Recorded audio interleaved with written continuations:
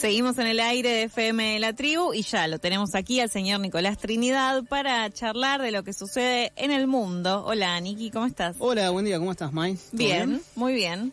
¿Vos? Todo tranqui, todo tranqui. ¿Y el mundo? Y el mundo siempre está complicado. Siempre pasa algo, ¿viste? Antes de... Todos los días, ahora se murió justamente el Papa Francisco, pero bueno, siempre pasa algo 2 días antes de venir a la radio. Claro, cosas que te hacen dudar de sostengo mi tema de columna Tal o cual, cambio todo. Tal cual, no, pero ya... Sostuvimos. Sí, sostuve porque aproveché el fin de semana justamente para escribir algo. Bueno, la guerra comercial es lo que nos toca el día de hoy. Exactamente, vamos a hablar un poco de la guerra comercial que se desató en el mundo, pero principalmente contra China. Uh-huh. O sea, la llegada al poder de Donald Trump marcó el retorno de una política de contención hacia China. Es una estrategia que comenzó con el primer mandato de Donald Trump allá en el año 2016 al 2020 y continuó de manera más solapada con la administración de Joe Biden. Pero bueno, ahora con el regreso de Trump tomó nuevo envío y bueno, justamente en marzo Trump anunció un aumento de aranceles a sus vecinos. Estamos hablando de Canadá, México, que forman parte del Tratado de Libre Comercio de América del Norte, que se llama NAFTA. Uh-huh. Eso fue la punta de lanza para esta nueva política. Y luego anunció unas medidas mucho más severas hacia China. Ahora, ¿en qué consisten los aranceles? Porque mucho se habla de los aranceles, pero creo que no se entiende del todo qué son los aranceles. No, yo creo que nadie entiende nada realmente de lo que pasa con los aranceles, de que además nos tocaron en algún punto, claro, más allá que Adorni intentó decir que salimos beneficiados por ser amigos y cercanísimos al señor Donald, pero bueno, eso no es real. Pero bueno, los aranceles son impuestos que se aplican a mercancías importadas o exportadas. Es una herramienta de regulación económica que se utiliza para proteger la industria local. Pero bajo el mandato de Donald Trump se convierten en un instrumento de presión y castigo a aquellos países que él considera que emplean prácticas comerciales injustas. Y además es una medida que busca evitar la deslocalización de empresas norteamericanas, o sea, que se vayan de Estados Unidos a otros países, y también genera ingresos multimillonarios para reducir su déficit comercial. Pero bueno, como te comenté, a mediados de marzo Trump anunció esta ofensiva arancelaria contra México, Canadá y Europa, le impuso un 25% de aranceles y estos países respondieron imponiendo también aranceles contra Estados Unidos. Pero Estados Unidos impuso aranceles mucho más severos a China. Y utilizó esta política como una táctica. Al principio Trump utiliza esta política de impuestos como una medida de negociación. Claro. Mirá que te puedo poner el impuesto por acá arriba si vos no... Igual es inteligente, utiliza este método de negociación con Europa, pero lo utiliza como una técnica de contención para China. Y las consecuencias inmediatas de estas medidas incluyeron la caída de las bolsas mundiales, la desvalorización de los bonos del tesoro, la caída también del dólar. Uh-huh. Y hasta en este escenario, Trump decidió dar marcha atrás y suspendió por 90 días los aranceles a Europa para abrir una ventana de negociación. Pero con China redobló, o sea, le impuso un 125% y Pekín respondió de la misma manera, lo cual llevó a Trump a enojarse aún más contra China y le impuso un 145%. Y bueno, como vos decías, la región no se escapó y a todos los países de América Latina le impuso un 10%. Ahora, para entender el trasfondo de toda esta guerra comercial es necesario hablar de un proceso que la antecede, que es la globalización. Tenemos que entender esto primero. Que es Pero nos tenemos que ir como 50 años atrás, más. Sí, 40 te diría, 45. Este fenómeno que es un carácter económico, político, tecnológico que ha generado una interconexión sin precedentes en las economías del mundo. Para darte un ejemplo, hoy los autos no los produce un solo país. Claro. Antes, en los años 60, 70, el 90% del auto era producido en una fábrica, supongamos, de Estados Unidos. Ahora, una caja automática se produce en Argentina, la chapa viene de China, uh-huh, la parte electrónica de China o de Europa. Entonces, es un fenómeno, digamos, de interconexión entre todas las economías. Y es un proceso que comenzó con Ronald Reagan y Margaret Thatcher allá por los años 80 y que se aceleró en los 90 con la caída de la Unión Soviética. Sí. Y también unos años antes, China en el 78 inició una transformación hacia una economía de mercado. Empezó a abrirse. Y justamente China y el sudoeste asiático se convirtieron en destinos para la inversión extranjera. Es decir, muchas empresas norteamericanas y europeas invertían en esos países porque la mano de obra era barata, inclusive en algunos casos hay condiciones hasta de semi-esclavitud. Bárbaro, che. Sí. Bueno, esto derivó el fenómeno también de la deslocalización industrial, que es el proceso que estábamos nombrando, por el cual las empresas se trasladan a países que tienen costos laborales más bajos, claro, para poder aumentar su competitividad. Pero como resultado tiene que muchas fábricas, muchas industrias cierran, en el caso de Estados Unidos. Claro, sus filiales originales, digamos, para poder mudarse a esos otros países donde les es más barato a las empresas para precisamente incrementar sus ganancias. Totalmente. Bueno, te quiero dar un ejemplo solamente ilustrativo.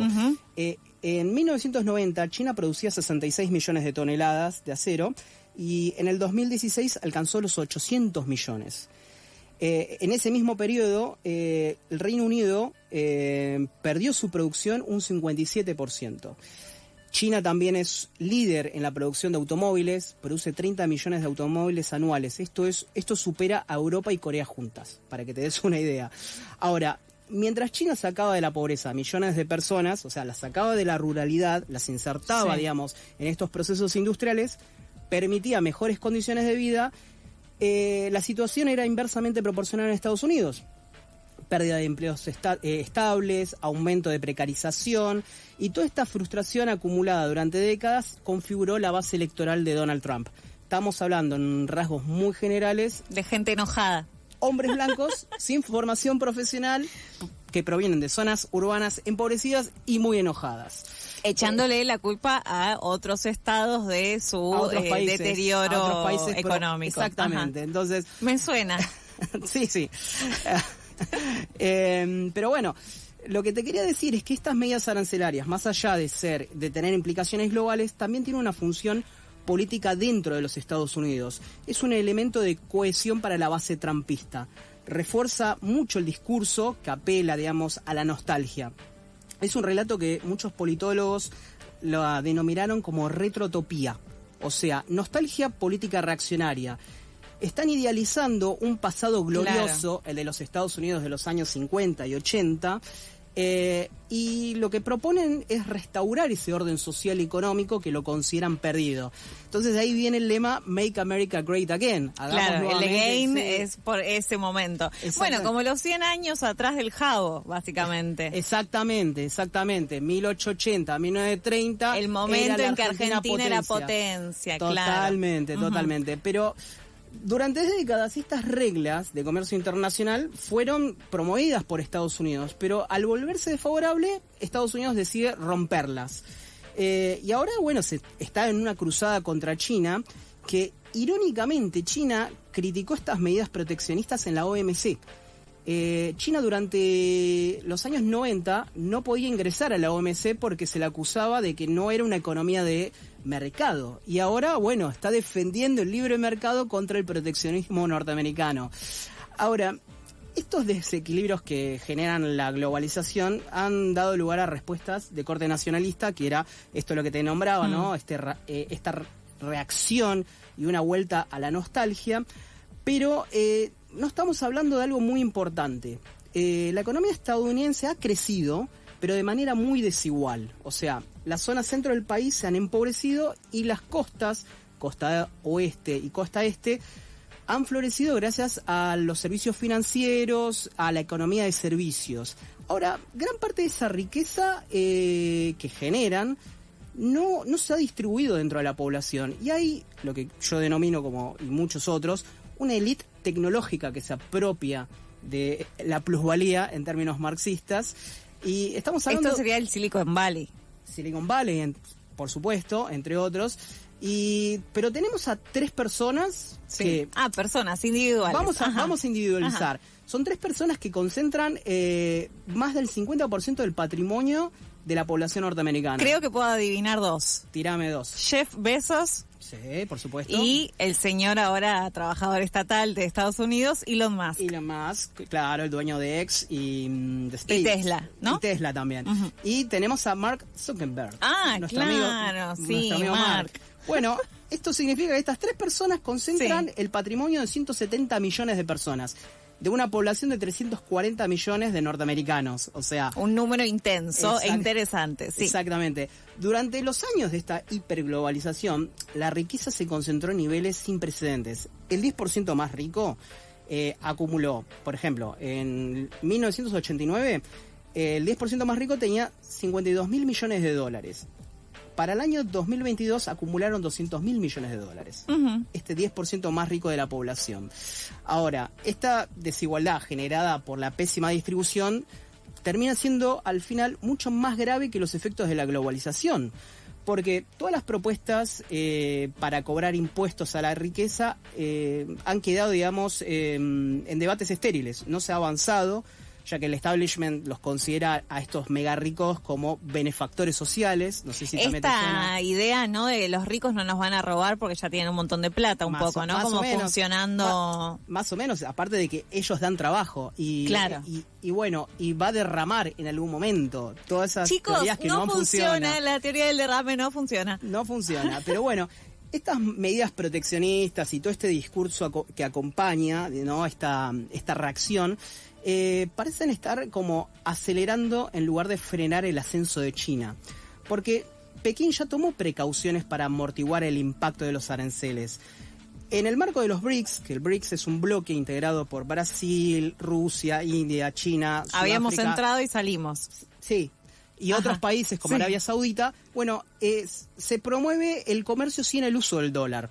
Están utilizando el yuan digital, que es una criptomoneda que está respaldada por el Banco Central, a diferencia de las otras criptomonedas que no tienen respaldo. Y es una medida que desafía directamente los acuerdos de Bretton Woods del 44, que establecía el dólar como la moneda de referencia internacional. Entonces, China ya se está resguardando y China, a su vez, está incorporando inteligencia artificial en todos sus procesos productivos para aumentar la competitividad, para que estos aranceles no sean tan pesados. Pero, por si fuera poco, China posee un as bajo la manga.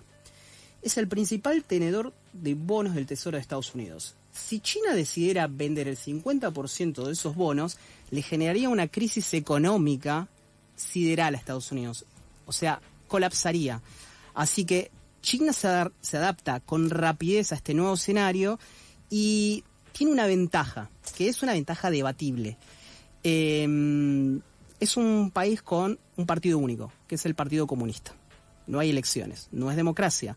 Entonces, no está sujeta a la rendición de cuentas que impone una democracia, como es en Estados Unidos, donde vos tenés 2 partidos, tenés una polarización política cada vez mayor, pero muchas de estas medidas arancelarias que impuso Trump van a recaer en la sociedad. Tienen que debatirse en el Congreso eventualmente, pero, ¿no? Como ese tipo de cosas. Pero voy más a lo micro. Sí. O sea, estos aranceles van a pesar en la sociedad norteamericana porque van a tener que pagar productos mucho más caros. Entonces, hay que ver hasta qué punto la sociedad está dispuesta a asumir este costo y no se lo hace pagar a Trump en una próxima elección, cosa que a China no le pasa por ser una autocracia. Bueno, nos quedamos ahí con una reflexión interesante para seguir debatiendo, porque claramente esto tiene como un montón de aristas para seguir indagando. Por todos lados. Y un montón de actores que van ahí apareciendo y que me parece que está bueno que sigamos ahí como preguntándonos cosas. Gracias, Nico. Por favor.